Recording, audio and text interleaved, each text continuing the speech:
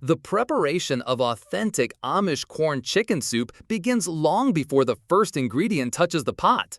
It starts with the careful selection of a whole chicken, preferably one raised on the family farm where it has roamed freely, pecking at grubs and basking in the Pennsylvania sunshine.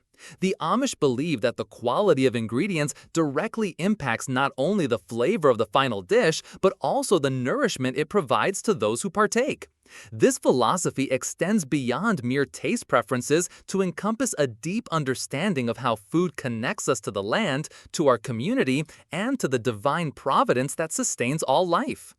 On a typical morning when corn chicken soup is planned for the family meal, the Amish cook rises before dawn, as is customary in these households where the rhythm of daily life follows the natural patterns of sunrise and sunset. The kitchen, warmed by the gentle heat of a wood-burning stove, becomes the heart of the home's activity. The first task involves examining the whole chicken, typically weighing between 3 to 4 pounds, checking for any remaining pin feathers, and ensuring the cavity is thoroughly cleaned. The bird is then placed in a large, heavy-bottomed pot, often made of cast iron that has been passed down through generations, its seasoned surface telling stories of countless family meals. The chicken is covered completely with cold water, typically requiring 8 to 10 cups depending on the size of the bird and the pot being used. Cold water is essential because it allows the proteins to slowly release from the chicken as the temperature gradually rises, creating a clear, flavorful broth rather than a cloudy one that results from starting with hot water. To this foundation, coarse salt is added, usually about a tablespoon, along with a few peppercorns and sometimes a bay leaf or two. The Amish approach to seasoning reflects their overall philosophy of simplicity, allowing the natural flavors of quality ingredients to shine through without overwhelming them with complex spice combinations. The pot is then placed on the stove over medium heat, where it will remain for the next several hours. The Amish cook understands that patience is not merely a virtue but a necessity in creating truly exceptional food. As the water slowly heats, a gentle simmer develops, with small bubbles occasionally breaking the surface.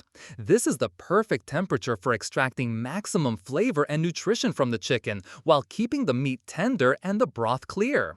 Higher temperatures would cause the proteins to coagulate too quickly, resulting in tough meat and murky broth. During this long, slow cooking process, which typically takes 3 to 4 hours, the kitchen fills with the comforting aroma of simmering chicken.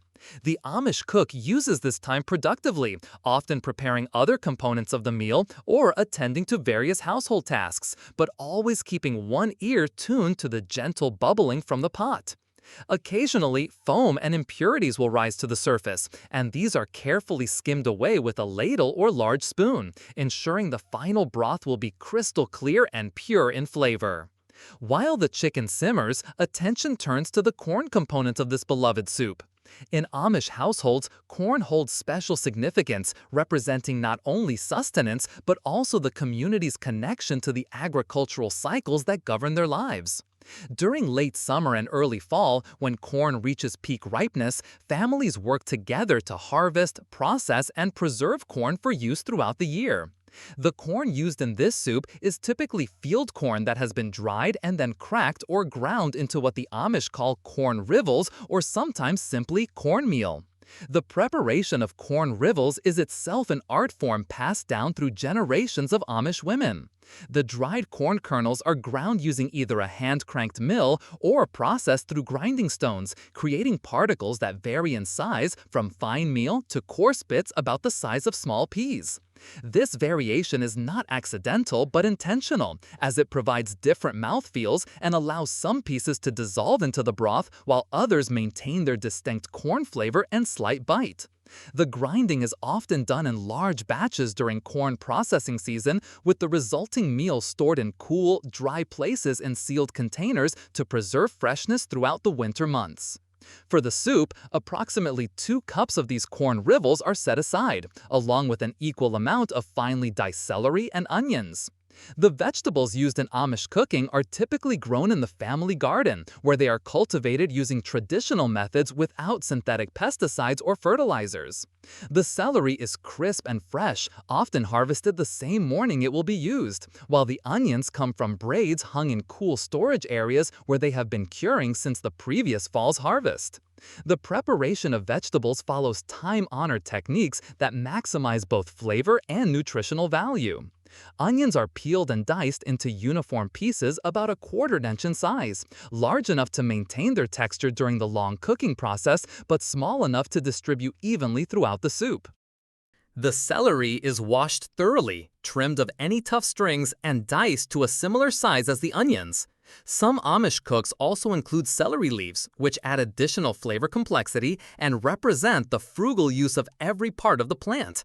As the chicken approaches tenderness, typically after 3 to 4 hours of gentle simmering, the cook tests the meat by attempting to easily separate the drumstick from the thigh. When the chicken is properly cooked, the meat will practically fall off the bones, and the internal temperature will have reached well above the safe cooking temperature. At this point, the entire chicken is carefully lifted from the pot using large spoons or tongs, placed in a large bowl or platter, and set aside to cool enough for handling. The broth remaining in the pot is then strained through a fine mesh sieve or cheesecloth to remove any small bones, bits of skin, or other particles that might have separated during the long cooking process. This step ensures the final soup will have a smooth, pleasant texture without any unexpected hard pieces. The strained broth is then returned to the pot and its flavor is assessed. At this stage, the broth should be rich, golden, and aromatic, with a full-body taste that reflects the quality of the chicken and the careful cooking process. Once the chicken has cooled sufficiently to handle safely, the laborious but meditative task of removing the meat from the bones begins. This process requires patience and attention to detail, as every usable piece of meat is carefully separated from skin, bones, and cartilage. The Amish approach to food preparation emphasizes the use of every edible portion, reflecting both their practical nature and their respect for the animals that provide sustenance. The meat is removed in pieces of various sizes, from large chunks pulled from the breast and thighs to smaller bits picked from around the joints and rib cage. The removed chicken meat is then examined carefully, with any remaining small bones, pieces of cartilage, or skin removed by hand. The meat is generally left in fairly large pieces rather than shredded finely, as the Amish prefer the hearty, substantial texture this provides in the finished soup. The bones, skin, and other unusable parts are not discarded wastefully, but often saved for making additional stock or given to farm animals, continuing the cycle of sustainability that characterizes Amish agricultural practices. With the chicken prepared and the broth ready, the soup assembly begins. The strained broth is brought to a gentle simmer over medium heat, and the diced onions are added first. Onions require the longest cooking time among the vegetables to develop their sweet, mellow flavor and soft texture. They are allowed to simmer for about 10 minutes, during which time they become translucent and begin to release their natural sugars into the broth. Next, the diced celery is added to the pot. Celery provides not only flavor, but also important nutritional elements and a pleasant textural contrast to the other ingredients. The celery is cooked for an additional 5 to 7 minutes until it begins to soften but still maintains some of its characteristic crunch. The timing of vegetable additions is crucial in Amish cooking, as each ingredient must be added at the proper moment to achieve the ideal texture and flavor in the finished dish. The corn rivels are then stirred into the simmering broth. This is a critical moment in the soup-making process, as the corn must be added gradually while stirring constantly to prevent the formation of lumps. The corn rivels will absorb some of the liquid and swell as they cook, thickening the soup naturally and providing the characteristic texture that makes Amish corn chicken soup distinctive from other chicken soup varieties. The cooking process for the corn typically takes 15 to 20 minutes, during which time the soup is stirred occasionally to prevent sticking and ensure even cooking. As the corn cooks and swells, it releases starch into the broth, creating a slightly thickened consistency that coats the spoon but remains liquid enough to be easily consumed. The corn pieces themselves take on the flavors of the chicken broth while maintaining their distinct corn taste and pleasant, slightly chewy texture. Some of the smaller corn particles will dissolve completely into the broth, adding body and richness, while larger pieces remain intact to provide textural interest. Seasoning adjustments are made gradually during this phase of cooking. Additional salt may be needed as the vegetables and corn will dilute the broth saltiness somewhat. Black pepper is added according to family preference, typically freshly ground from whole peppercorns rather than pre-ground pepper, which provides more vibrant flavor. Some Amish cooks add a small amount of dried herbs such as parsley or thyme, though the tendency is toward restraint in seasoning to allow the natural flavors of the main ingredients to predominate. The prepared chicken meat is returned to the pot during the final stages of cooking, typically after the corn has been simmering for about 10 minutes. The chicken needs only to be heated through as it is already fully cooked from the initial simmering process.